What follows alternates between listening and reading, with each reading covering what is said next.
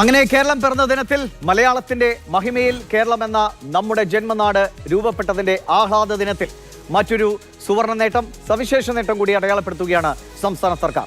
അതിദരിദ്രർ ഇല്ലാത്ത സംസ്ഥാനമായി കേരളത്തെ ഇന്ന് അല്പം മുൻപ് പ്രഖ്യാപിച്ചിരിക്കുന്നു. മുഖ്യമന്ത്രി പിണറായി വിജയനാണ് ആ പ്രഖ്യാപനം നടത്തിയത്. 64,006 കുടുംബങ്ങളെ വിവിധ ഘട്ടങ്ങളിലൂടെ, വിവിധ മാർഗങ്ങളിലൂടെ അതിദാരിദ്ര്യത്തിൽ നിന്ന് മുക്തമാക്കുകയായിരുന്നു സർക്കാർ.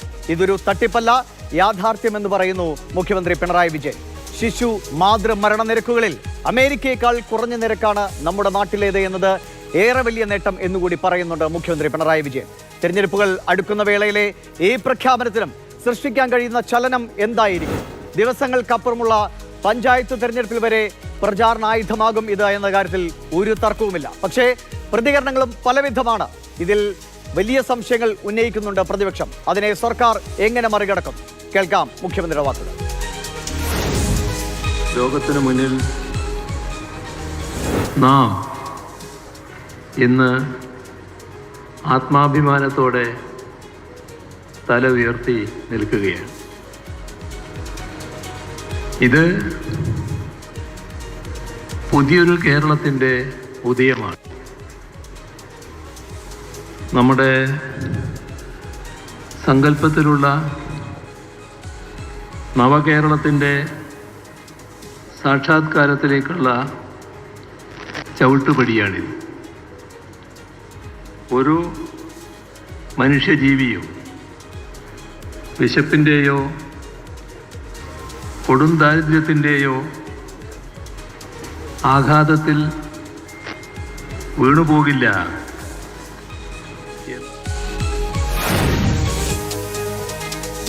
കേരള പിറവി ദിനം ആഘോഷിക്കുന്ന അതേ അളവിലുള്ള ആഹ്ലാദമാണ് ഇന്ന് മലയാള സിനിമാ പ്രേമികൾക്കും ഉണ്ടായത്. രോഗാവസ്ഥയോട് ധീരമായി പൊരുതി നമ്മുടെയൊക്കെ പ്രിയപ്പെട്ട മമ്മൂക്ക ഒരു വലിയ ഇടവേളയ്ക്ക് ശേഷം ഇതാ പൊതുവേദിയിലെത്തി. അതിദരിദ്രർ ഇല്ലാത്ത സംസ്ഥാനമായി പ്രഖ്യാപിക്കുന്ന വേദിയിലെ വിശിഷ്ടാതിഥിയായിരുന്നു മമ്മൂട്ടി.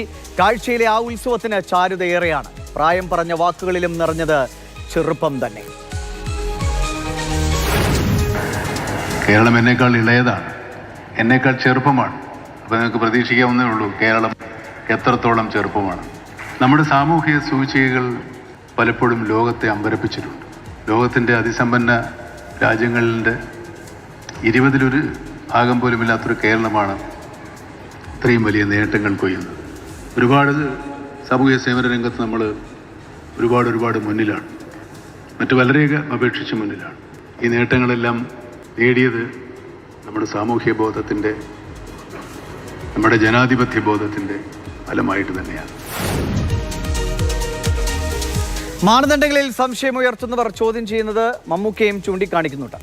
അതിദരിദ്രരില്ലാതായ നാട് ഇനി ദരിദ്രരില്ലാതാകണം എന്നതാണ് അദ്ദേഹം പറയുന്നത്. അതായത് അതിദാരിദ്ര്യത്തിൽ നമ്മൾ മുക്തി നേടി, ഇനി ദാരിദ്ര്യത്തിൽ നിന്നുകൂടി നമ്മൾ മുക്തി നേടണം. വിശക്കുന്ന വയറിന് മുന്നിൽ വികസനം ഒന്നുമല്ല എന്നും അദ്ദേഹം പറയുന്നുണ്ട്. രാജപാതകളും കെട്ടിടങ്ങളും പണിതുയർത്തുന്നതല്ല വികസനം, അത് വിശക്കുന്നവൻ്റെ വിശപ്പകറ്റലാണ്. മുഖ്യമന്ത്രി ഇവിടെ അതിദാരിദ്ര്യമുക്ത സംസ്ഥാനമായി കേരളത്തെ പ്രഖ്യാപിക്കുമ്പോൾ അത് ദാരിദ്ര്യത്തിൽ നിന്ന് മാത്രമേ നാം മുക്തമായിട്ടുള്ളൂ. ദാരിദ്ര്യം ഇനിയും നമ്മുടെ മുന്നിൽ ബാക്കിയാണ്. അത് വികസനം തന്നെയാണ്. പക്ഷേ വികസനമെന്ന് നമ്മൾ പറയുമ്പോൾ വികസനം ആരുടെ വികസനമാണ്? രാജപാതകളും വലിയ കെട്ടിടങ്ങളും നിർമ്മിക്കുന്നത് കൊണ്ട് മാത്രം നാം വികസിക്കപ്പെടുന്നില്ല. വികസിക്കേണ്ടത് നമ്മുടെ സാമൂഹ്യ ജീവിതമാണ്. ഏത് കണ്ണഞ്ചിപ്പിക്കുന്ന വികസനങ്ങളുണ്ടെങ്കിലും വിശക്കുന്ന വയറിന് മുമ്പിൽ ഒരു വികസനത്തിനും വിലയില്ല. ആ വയറുകൾ കൂടെ കണ്ടു തന്നെയാണ് വികസനങ്ങൾ നമ്മൾ കാണേണ്ടതും പൂർത്തീകരിക്കേണ്ടതും. വിമർശനങ്ങൾ എന്തുമായിക്കോട്ടെ, പക്ഷേ ആയിരക്കണക്കിന് കുടുംബങ്ങളെ വിശപ്പിന്റെ അതിദാരിദ്ര്യത്തിന്റെ കാണാക്കയങ്ങളിൽ നിന്ന് പുറത്തേക്ക് കൊണ്ടുവന്നത് വലിയ നേട്ടം തന്നെയാണ്.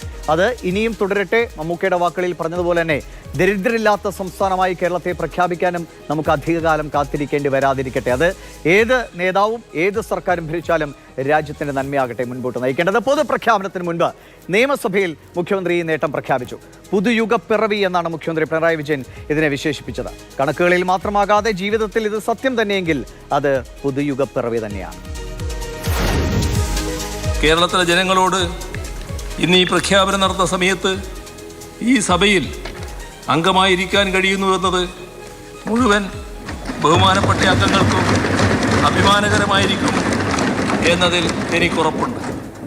ഈ സഭയുടെ പൊതുവായ സന്തോഷത്തിൽ പങ്കുചേർന്നുകൊണ്ട് അഭിമാനപൂർവ്വം പ്രഖ്യാപിക്കട്ടെ, കേരളം ഇന്ന് അതിദാരിദ്ര്യമുക്ത സംസ്ഥാനമായി മാറിയിരിക്കുന്നു.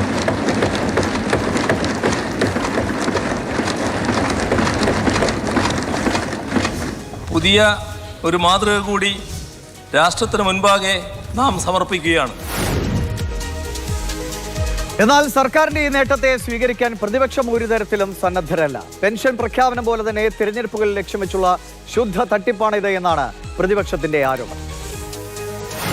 കേരളം അതീവ ദരിദ്രരഹിത സംസ്ഥാനമാണെന്നുള്ള ശുദ്ധ തട്ടിപ്പാണ് മുഖ്യമന്ത്രി റൂൾ 300 സ്റ്റേറ്റ്മെന്റിലൂടെ കൊടുക്കുന്നത്. ഞങ്ങൾ അതുകൊണ്ട് ഈ സഭാ നടപടികൾ പൂർണ്ണമായി ബഹിഷ്കരിക്കുന്നു. ബഹുമാനപ്പെട്ട സർക്കാർ തന്നെ നിയമസഭാ സമ്മേളനം ഒരു പ്രഹസനമാക്കി മാറ്റിയിരിക്കുകയാണ്.